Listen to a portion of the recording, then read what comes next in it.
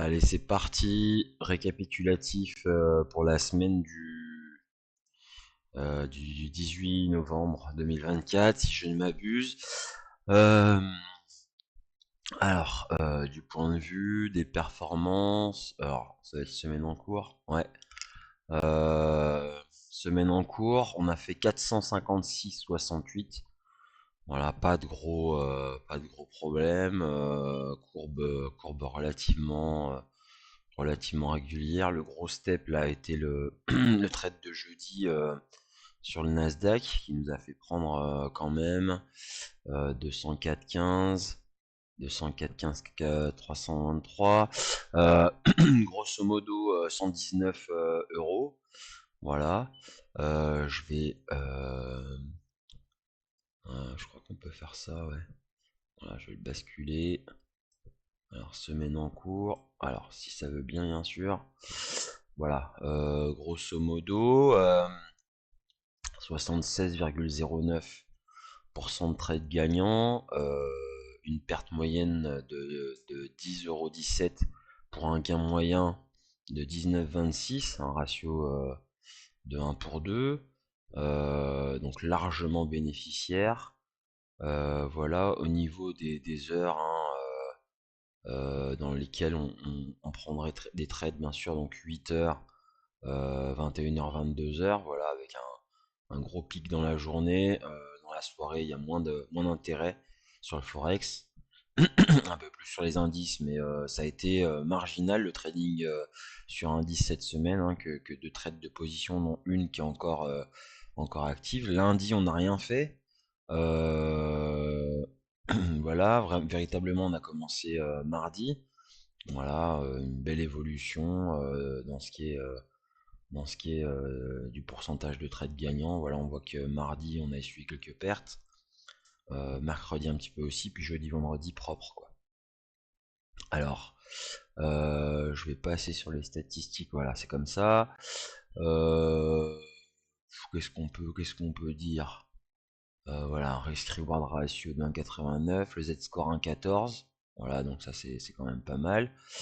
Euh, J'aurais aimé avoir le ratio de Sharp, il y est 1,03, donc on surperforme un petit peu le benchmark, mais je sais pas quel benchmark ça prend en compte en fait lorsque PRT calcule comme ça. Voilà, durée temps dans le marché environ 12 heures. Voilà, 26% du temps exposé au marché. Donc voilà, ça me semble, en termes d'exposition, ça me semble pas mal. Euh, le drawdown, on en a, hein. Là, ça le calcule pas, mais on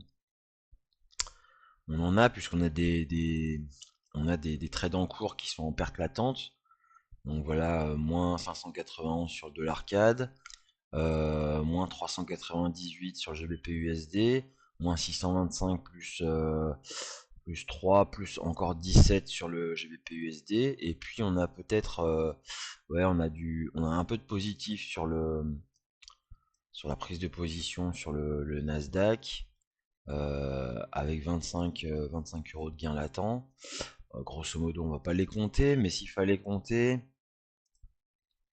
je vais pas faire la conversion entre les dollars et le dollar CAD, on va tout passer pareil, mais on va dire 650 plus 5 pour ce qui est du drawdown ici là, plus 400 plus 20 pour le GBP USD plus 600, ça nous fait, on a 1600 euros de drawdown. 1600 euros, 1700 euros. Qu'est-ce qui a fait le benchmark, à savoir le S&P cette semaine? Si on reprend ça, tac. Alors, dimanche, on va prendre la semaine complète, hein. Chez IG, ça ouvre le dimanche. Euh, donc, grosso modo, il faut calculer le nombre de positions. Donc, qu'est-ce qu'on a en termes de... On a du 6, 7 positions, 7, 8, 8 et 5, 13. 13 et 12, 25, 25, 25, on va dire fois 300 € de marge, ça fait 7005, plus un mi-contrat Nasdaq, voilà, un mi-contrat Nasdaq, ça fait 20 700, 20 700 fois 0.05, ok, un demi-contrat, donc divisé par 2, ça fait encore 500, on a dit, allez, 800, 8000 euros, 8000 € de marge, combien achète-t-on de S&P avec ça? 8000 € de marge, un contrat S&P, on va dire 6000, divisé par 0. Merde, c'est 6000 fois 0.05, ça fait 300 € de marge pour un contrat, un micro, pardon, S&P. On avait dit 8000, donc 8000 divisé par 300, on peut acheter 26 S&P. Alors on va dire 27. Donc 27 S&P, 27 S&P fois 100, pour ce qui est de la performance déjà. Donc 27 fois 100 points, on aurait fait 2700. Donc là on sous-performe le S&P. Par contre, ce qui concerne le drawdown, on va passer sur du H4 pour essayer de voir un peu le drawdown max qu'on a eu. Mercredi 14 août, ok, je suis complètement à la masse. C'était quand 18. Ouais, 18, tac, ici. Ok. Dimanche 17, ok, donc le plus gros drawdown, semblerait-il, si on était long, hein, complètement long, on avait acheté du S&P 78 points, 78 points 80, 78 points, ouais, 78 points, on avait dit 22 lots, je crois, 27 lots, 78, merde, 78 fois 27 lots, 2100 € de drawdown. Et tout à l'heure, on avait dit, combien on a combien de drawdown là? Faut comparer ce qui est comparable, la performance par rapport au drawdown max. Donc on a dit 650, 655, 655, on va faire 2100, 6, moins 655, moins 400, moins 20, moins 600. Voilà, on a fait un peu moins de drawdown. Grosso modo, 400 € de moins de drawdown. Ouais,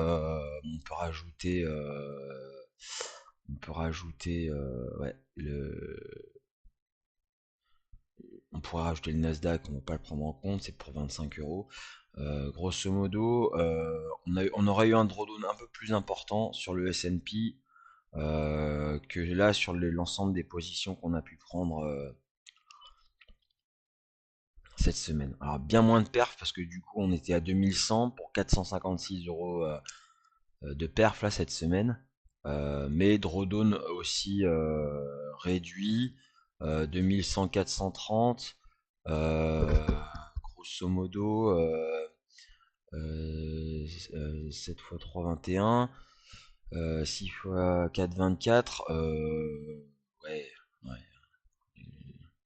2100 dans le 400 en 430 fois 100 divisé par 2100, on a dit 2100, je crois que c'était ça, 2106, merde, c'est pas grave, c'est 21%, on a gagné 20% de drawdown, mais pour une perf, on avait dit 2100 je crois, 2100 versus 456, 456,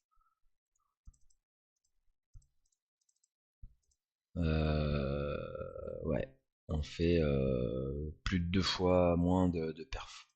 Voilà, c'était un peu rapide là pour ce qui est de la performance cette semaine. Voilà, petite analyse rapide, du coup, voilà. on sous-performe cette semaine, éventuellement de benchmark si on avait acheté du S&P en début de semaine et revendu en fin de semaine. Par contre, on est meilleur en termes de drawdown sur les positions qu'on détient encore aujourd'hui à l'instant T, quoi. Par rapport au drawdown qu'on aurait subi. Mais bon, par contre, on est encore exposé le week-end. Sur le S&P, on aurait fermé vendredi soir. Voilà pour ce qui est de la petite du petit récapitulatif pardon de cette semaine de trading là du 17-18 novembre 2024. Voilà, je vous dis à cette semaine, je ferai des récaps certainement, je vais essayer d'en faire tous les jours, enfin oui au jour le jour. Et je vous dis à bientôt, merci d'avoir suivi ce petit récap et à bientôt. Bye bye. Ouais, Ratum, du coup, on a effectivement gagné 20% de drawdown. En visionnant la vidéo, je me suis rendu compte que j'avais dit une connerie. On avait fait 2100, donc 2100 divisé par 460, grosso modo. On fait 4,5 fois moins de performance, par contre. C'est pas de plus de 2 fois, c'est 4,5 fois moins de perf. Voilà,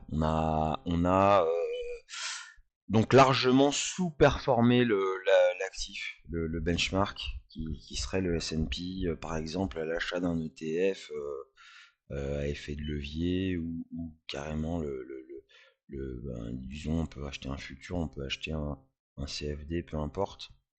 En tout cas, pour une valeur de marge de, je crois, de mémoire, on avait dit 7500 ou 8000 euros. Voilà. Voilà. On aurait fait cette semaine donc 4,5 fois moins de perf, mais pour 20% de drawdown inférieur. Donc large sous-performance. Voilà, on regardera dans les semaines à venir ce que ça donne pour voir si on arrive sur la durée à surperformer le bench. Voilà, je vous dis à bientôt. Merci d'avoir suivi. Bye bye.